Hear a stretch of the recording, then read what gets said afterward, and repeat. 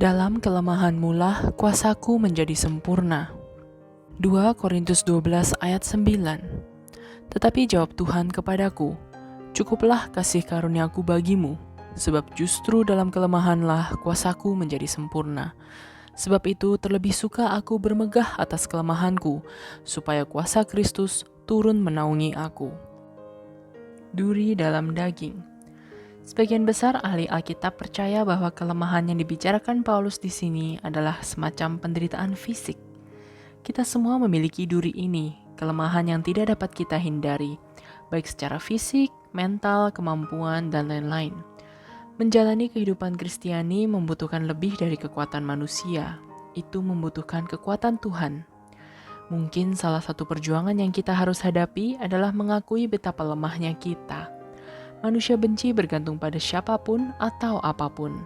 Dalam budaya kita, kelemahan dipandang sebagai cacat dan ketergantungan adalah untuk anak-anak.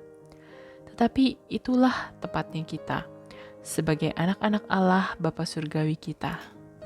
Tuhan ingin kita datang kepadanya dan sebagai Bapa kita, Dia ingin memenuhi kebutuhan kita. Kelemahan memaksa kita untuk bergantung kepada Tuhan.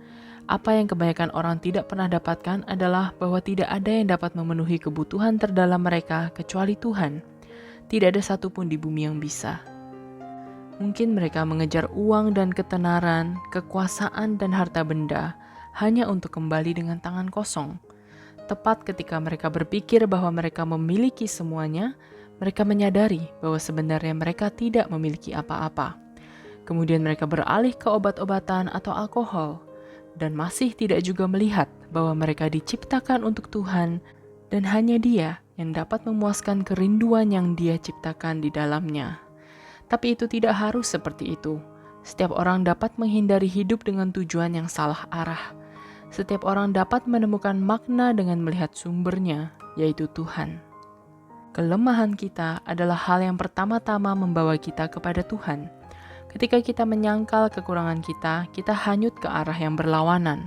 Kita seperti anak kecil yang ngotot mengerjakannya sendiri, padahal tugas yang diemban jauh di luar kemampuannya. Paulus senang menyombongkan kelemahannya karena itu membawa Tuhan ke dalam hidupnya dengan kuasa yang menakjubkan. Paulus menjadi bejana kosong dan Kristus hidup melalui dia, mencapai hal-hal yang menakjubkan. Hak istimewa besar ini terbuka bagi kita semua. Hanya ketika kita mengosongkan diri dari ego kita sendiri, barulah kita dapat diisi dengan sesuatu yang lebih baik. Ketika kita lemah, maka kita bisa menjadi kuat. Begitu sering kita berdoa memohon kekuatan, padahal sebenarnya yang Tuhan inginkan adalah agar kita tetap dalam kelemahan kita dan bergantung sepenuhnya kepadanya. Kelemahan manusiawi kita terus-menerus membuka jalan bagi lebih banyak lagi kuasa dan kasih karunia Tuhan untuk bersinar melalui kita. Paulus belajar untuk bergembira dalam kesulitan dan kelemahannya, karena hal itu mendatangkan berkat-berkat Allah atas hidupnya. Kita pikir duri dalam daging kita akan menghalangi kita untuk melayani Tuhan, padahal kenyataannya justru sebaliknya. Mereka menyempurnakan kita sehingga kuasa ilahi Kristus dapat dinyatakan melalui kelemahan manusiawi kita. Marilah berdoa. Ya Tuhan, beri kami kerendahan hati untuk mengakui kelemahan kami di hadapan-Mu, menerima kekurangan kami dan bersandar kepadamu.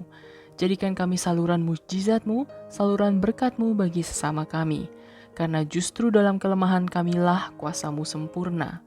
Terus nyatakanlah kemuliaan-Mu melalui hidup kami. Dalam nama Yesus kami berdoa. Please consider to hit the like, share, and subscribe button so that this video can reach many more people who needed to hear this.